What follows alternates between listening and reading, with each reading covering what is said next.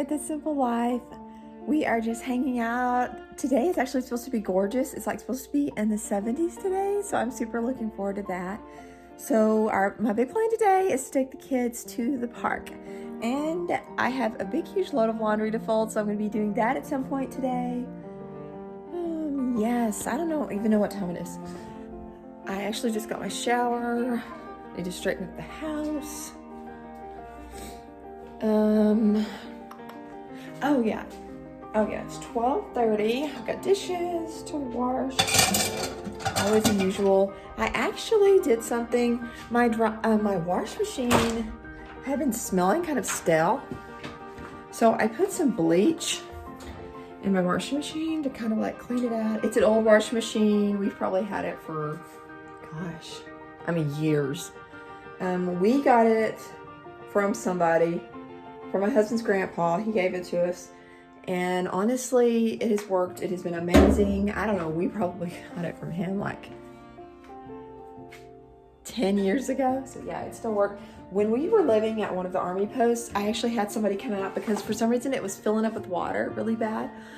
And so I had somebody come out and they kind of rigged it to where it just won't stop spinning. So basically, I just have to make sure my kids don't stick their arms or anything down it because it would be treacherous. It would be disastrous. I don't know why I said treacherous. It would be disastrous. Disastrous, yes. And so, yeah. So I'm glad that we have, but for some reason, I'm glad we have it in this room where I can close the door. But for some reason, my dryer is fairly new. Like, we just got it a few months ago. And everything kind of smells stale to me.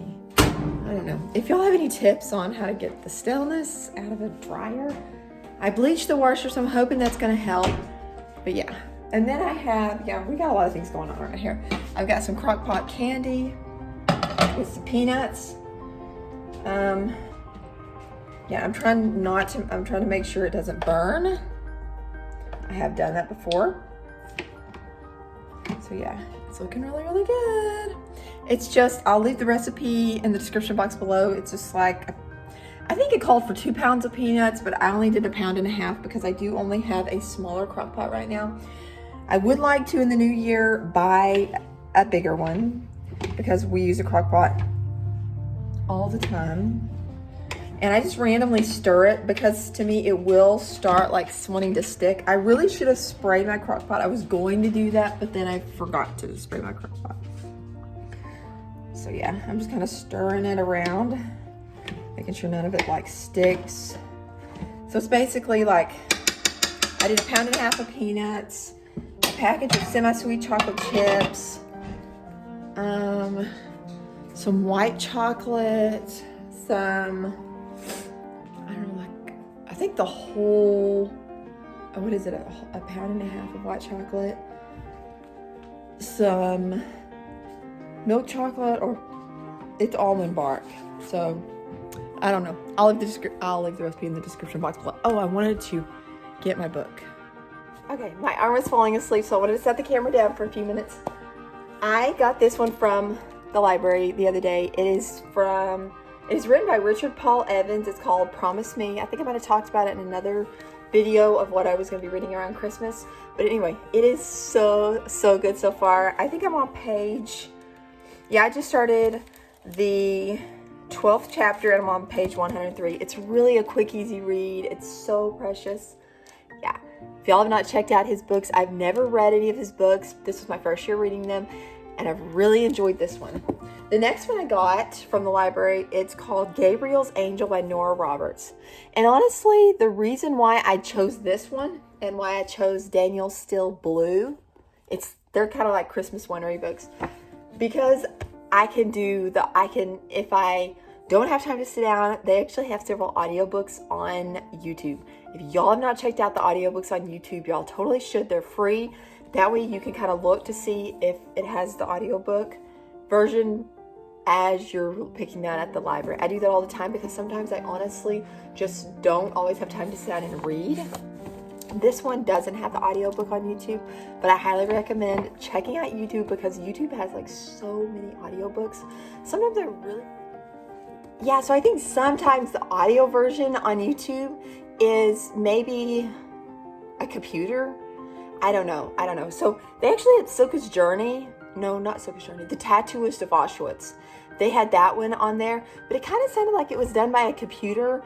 And so I listened to the audio version for like maybe an hour, but then I was like, I don't know. I just wasn't really getting into the book doing that audio version with the computer. Sometimes it's actually people reading them, and when it's people reading them, I love it. So I don't know if these two books are going to be done by people or by computers. So most of the time I just go ahead and read them myself, but there's just every once in a while I might have gotten through half the book, but then I'm cleaning, I'm doing some things I would kind of like to listen to the audio version. So it's pretty cool.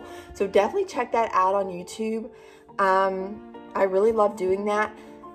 They had some James Patterson novels done on audiobook as well, but they also like take them off and they like, I think it's kind of like Netflix where they take them off and then they'll kind of like bring some more on, because James Patterson had all of the Women's Murder Club mystery ones on there and now they're not on there anymore. So I don't know why sometimes they take them down. Maybe just the person putting them on there decides I don't want it on there anymore for some reason, or maybe they just rotate and put some on there and some not on there. So hopefully these two will be on there in case I end up doing the audio version and the book version. Sometimes I like listening to it and reading along. Do y'all ever do that? I know that kind of sometimes defeats the purpose of the audio version, but sometimes I like reading along. It's really fun to read along while they're reading. But I also have really enjoyed just sitting down and just reading this book at night. It's a pretty quick read as well. And Danielle Steele books are pretty quick reads. I actually read one by her. Anyway, it was a psychological thriller. Yeah, I really need to make a whole video about all the books I'm reading. But yeah, I think my husband's home, so I guess the next thing on our agenda is to go to the park.